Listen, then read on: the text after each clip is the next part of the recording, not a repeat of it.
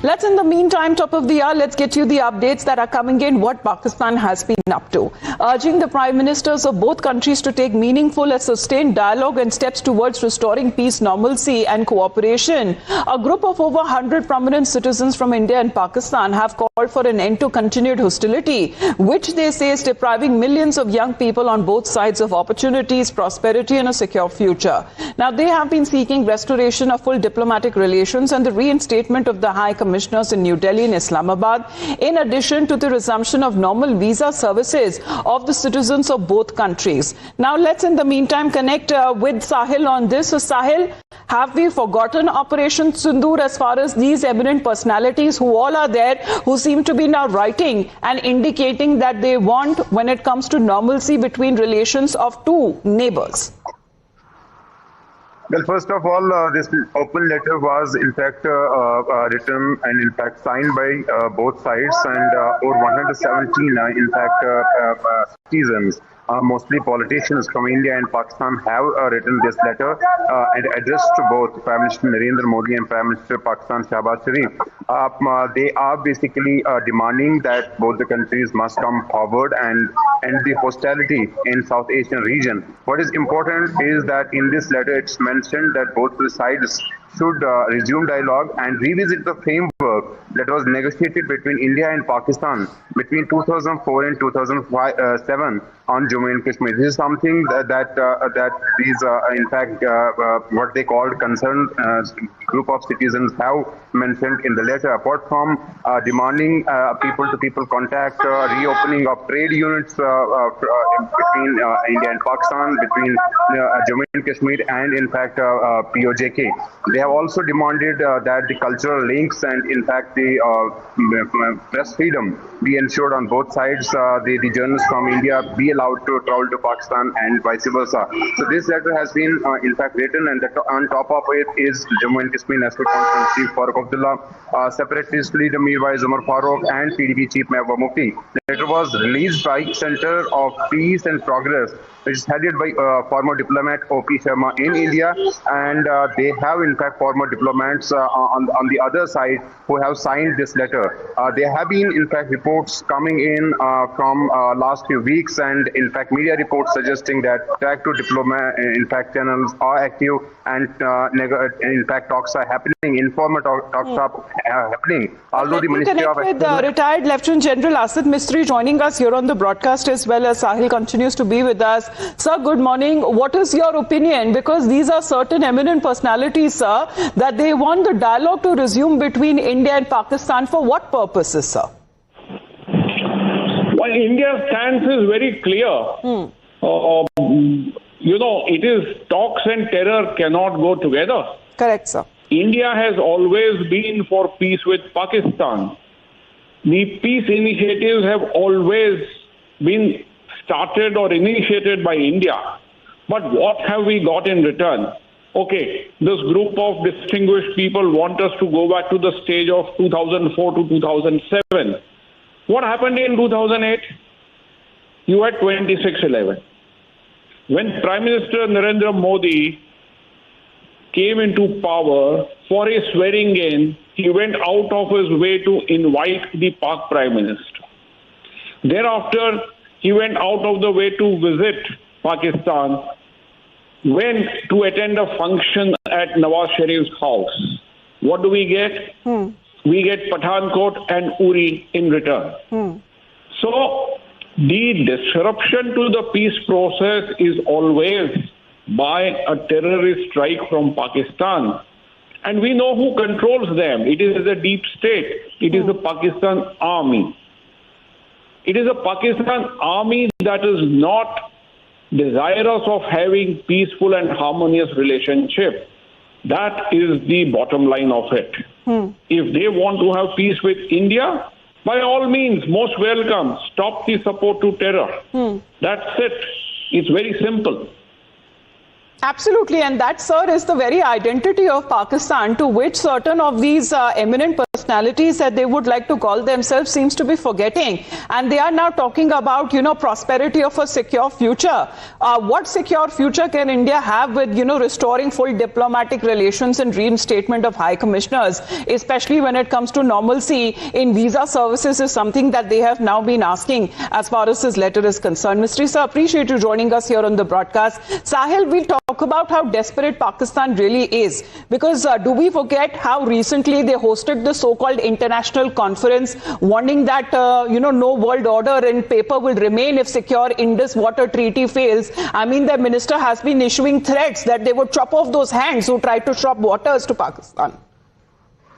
Well, certainly after the Operation Sindoor, we had seen, in fact, Government of India putting this Indus Water Treaty in abeyance, and it has really, in fact, given, painful days to Pakistan. And just, in fact, 2 days back or yesterday, there was this international conference where, in fact, China, diplomats were also in attendance, speaking and, in fact, about this Indus Water Treaty, threatening and, in fact, at the same time, wanting a negotiation with India over this Indus Water Treaty. So it's something which is really painful for Pakistan, given the situation that there are, in fact, areas which are very, very dependent on, in fact, the Indian basin river system. But India has made it very clear that terror and talks cannot go together. Blood and water cannot flow together. And that's what basically is the policy of Government of India at this point in time. The foreign, secretary had also made it clear that the reports coming on the track to diplomacy, meetings, informal meetings or such letters do not have any value. Quickly take through, viewers as far as their names are now concerned of these so-called eminent personalities as to why they have been now seeking resumption and resolving issues between India and Pakistan, where India has successfully managed to isolate Pakistan on a global stage, and no longer India and Pakistan can be hyphenated. Now, this is, as far as the list is concerned, topping the Indian signatories are Dr. Farooq Abdullah, there is a separatist leader, Mirwais Omar Farooq, former Chief Minister of the erstwhile state of Jammu and Kashmir, Mehbooba Mufti. Then comes Mani Shankar Iyer, Professor Manoj Jha, A.S. Dullah, Jawahar Sircar, and these seems to be amongst those many names that seems to be a part of this list that they are now urging the prime ministers of both countries to take meaningful and sustained steps towards restoring peace and normalcy, dialogue and cooperation. And this seems to be a group of 100 prominent citizens coming in from both India and Pakistan. This is the Indian side of the citizens who seems to continue wanting that the hostilities end, which they say, according to them, is depriving millions of young people of both sides of opportunities and a prosperity of a secure future. But are they forgetting when it comes to Pakistan's rightful identity? Yes, it may be working as far as a puppet for the United States of America is concerned, rightly so, as far as there seems to be boasting the role of a so-called mediator between US-Iran talks. But these individuals are of the opinion that if two warring sides such as United States and Iran can come to a table and talk about peace, then why not India and Pakistan? Let's in the meantime talk about what does this letter say. Saying that respected prime ministers, I'm quoting from that letter, saying that we, the undersigned citizens, respectfully urge the governments of India and Pakistan to take meaningful, sustained steps towards restoring peace, normalcy, dialogue and cooperation in South Asia. India and Pakistan together are home of nearly 1/5 of humanity. A large proportion of our population is young. Continued hostility deprives millions of young people of opportunities, prosperity and a secure future.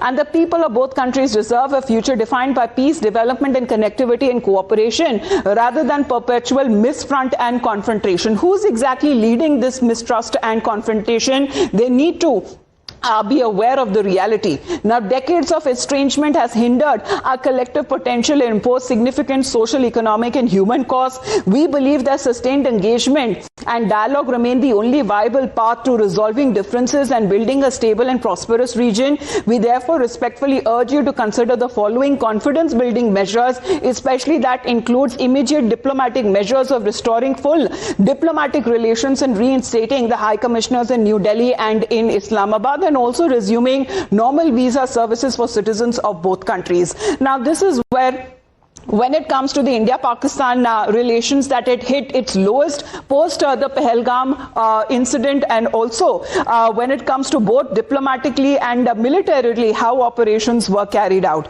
But in the meantime, when we speak of Pakistan's side, because this is what true nature of Pakistan that seems to be exposed, and this seems to be conveniently ignored by the so-called eminent citizens. Pakistan's former Foreign Minister and National Assembly Standing Committee on Foreign Affairs chairperson Hina Rabbani Khar has raised strong objections over India's approach to the Indus Waters Treaty. Now, Indus Waters Treaty, which she has now questioned its compliance with the international agreements. Citing Article 12 of the treaty, she argues that no country acting as a responsible member of the global world order would unilaterally walk away from such commitments. Such is the kind of a response that is now coming in from a former minister coming in from Pakistan's side. However, remember, as far as Indus Water Treaty is concerned, it was immediately put in abeyance post the Pahalgam terror attack. Let's connect with Akansha Swarup, also joining us here on the broadcast. Akansha, good morning. Is a reality check that is needed both for Pakistan and these so-called eminent personalities, especially when it comes to the current status that Pakistan seems to be believing that its position has been elevated by playing the so-called rolled over mediator, and that is why it needs to have these talks and dialogues to resolve when it comes to the issues between the two warring sides, which is also India and Pakistan.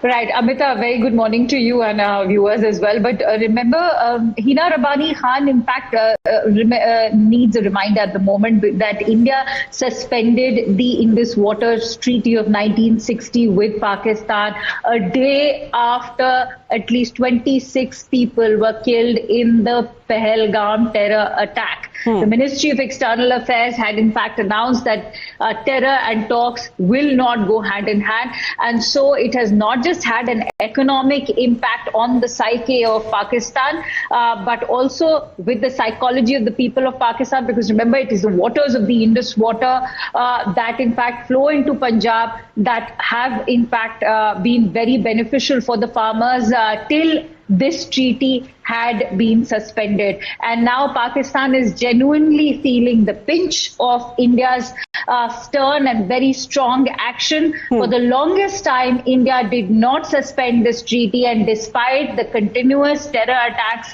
on Indian soil, we had kept this treaty going. But it was only after the Pahalgam terror attack that India had to resort to such a measure. And as we can see, what's happening to Pakistan, a country that's already on an austerity drive, they have been, in fact, their economy has been spiraling out. They are on IMF bailout packages at the moment. They can feel the pinch. So if Hina Rabbani Khar or even the Deputy Prime Minister... Well, Akansha, apologies, have to interrupt you. I'm told that Major General Dhruv Katoch is also joining us here on the broadcast. So let me just quickly take an opinion from his side. Sir, good morning. You know, when we take a look as far as the recalibration that has happened so far, you know, post the abrogation of Article 370, and of course, when it comes to the Indus Water Treaty that has now been put in abeyance, can you trace how intricate canal network system has become an ongoing geopolitical chessboard between India and Pakistan, and why is it necessary that India maintains the stand that blood and water cannot flow together? Thank you so much and good morning. You know, firstly, I think this treaty, as has already been stated, has been very lopsided. And I'm surprised that we have allowed it to exist for so long. This should have been abrogated. I'm not even talking about being held in abeyance. It should have been abrogated many decades ago. That being said, this treaty, there is no upper riparian I have seen in anywhere in the world which has such a treaty with a lower riparian and gives them all the water which they are not even entitled to. So, one, the treaty was unfair, and it has very rightly been held in abeyance. I hope the government goes one step further and abrogates it completely. Number two, when this treaty was made, there was supposed to be an element of good faith on both sides. Pakistan has violated that good faith by carrying out terrorist activities on India over the past 4 to 5 decades. Now, despite all that, I think India has kept tremendous patience over the years, but now that patience is exhausted. As far as Hina Rabbani is concerned, she's made a statement that this is a treaty which has to be respected. No, there is no such a blanket thing that any treaty has to be respected. This treaty, there is no reason at all why India has to respect this treaty, and there is no third party involved. Absolutely, Pakistan sir. also is trying to... Because India simply withheld the data to give across to Pakistan because it seems to be in a desperate need, because Pakistan actually needs this treaty far more than actually India does. And that is where, there is a disparity. Nearly 80% of Pakistan irrigated agriculture depends on the Indus system. Thank you very much, Katochra, for your point of view. I'm told that Major General Sanjay Meston, sir, is also connected with us. Sir, do you believe that this is all Pakistan's saber rattling? When it comes to the treaty's continuation, that was actually in Pakistan's interest, regardless of Islamabad's radical posturing. Yeah, good morning. Absolutely right. See, let me be very clear. Pakistan is that country which can never be trusted. If they are talking about the, Indus Waters Treaty, then let me remind them that as per the Kashmir agreement, they were supposed to pull back from the entire J&K. This is our territory. And let me also tell you that India believes in one thing very clear. Our Prime Minister and the diplomacy, we believe in dialogue and diplomacy. But we do dialogue and diplomacy with people who respect dialogue and diplomacy, not with those people who are terrorists, who resort to terrorism. Here is their army chief who has been making a statement always, two-nation theory and Hindus and Muslims are separate. How can we have dialogue with such kind of people? Number two, if you recollect, Prime Minister, that time Atal Bihari Vajpayee had also been to Lahore Bus Yatra. Yes, sir. And what happened in return? The Pakistan army under Musharraf backstabbed India and Kargil. So this is their record, and we shall never do ever this dialogue and diplomacy, and we are very, very clear. Terror and talks cannot go together. India is very clear, and Pakistan, unfortunately, with whom do we have a dialogue? They don't have a system. The system is run by the ISI and the army chief, who's the terrorist himself. So we cannot have dialogue, and whatever Hina Rabbani is telling is all nonsense. We cannot have a dialogue with a country which is always propagating terrorism, and they have fallen back on all their treaties. If you remember, when Prime Minister of India had taken his, when he was being sworn in as a Prime Minister in the first term, he had called all the neighboring countries, including Nawaz Sharif that time. Again, what happened? So they have got a track record that that these politicians over there are controlled by the Pakistan army and the Pakistan ISI, and therefore we cannot have all this double standards with Pakistan. We are and we've been stabbed in the back once too many times as far as with, having that kind of Pakistan, faith in Pakistan is something which is no longer a viable option for us. Thank you very much, Meston, sir, for your point of view, because the treaty that had concluded in the spirit and the goodwill and the friendship between the two sides that they once shared, Pakistan, which has now held those principles in abeyance through its own sponsorship of terrorism for decades, and India has now responded in kind that the treaty would remain in abeyance until Pakistan credibly and irrevocably abjured its support, especially when it comes to cross-border terrorism. Thank you very much to you, Akansha, as well, for joining us here on the broadcast. We'll continue to get you more reactions on this big story. In the meantime,